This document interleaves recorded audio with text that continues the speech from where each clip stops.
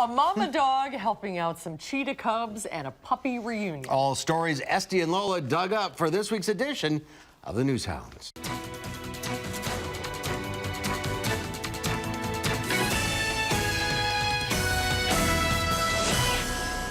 Estie found these circus elephants in Baltimore enjoying a nice brunch. It's the 33rd year the pachyderms have been invited to Baltimore's Lexington Market.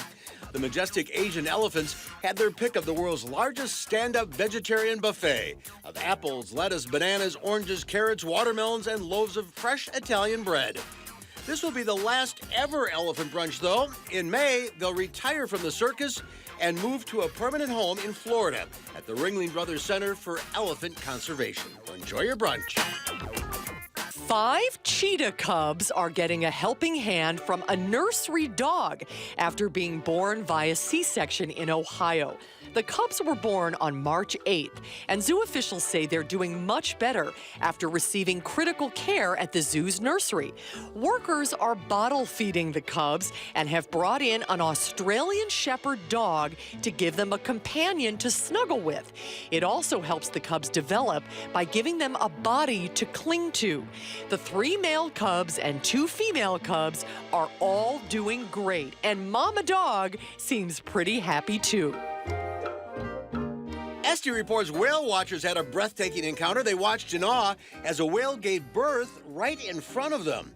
There was a sudden burst of blood and the newborn calf popped out. This happened off the coast of Dana Point in California.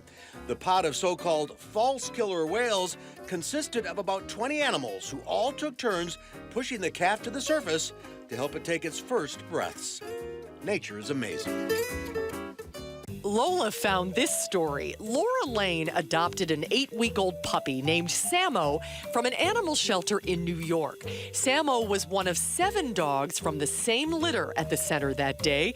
On his 4th adoption anniversary, Laura decided to get Sammo's siblings back together for the first time since they were all adopted. She was able to track down 3 other owners, and it was quite the family reunion. Finally, Juan de Sousa from Brazil gets a special visitor every year. Dindum, a South American Magellanic penguin. Estie says it's quite a story.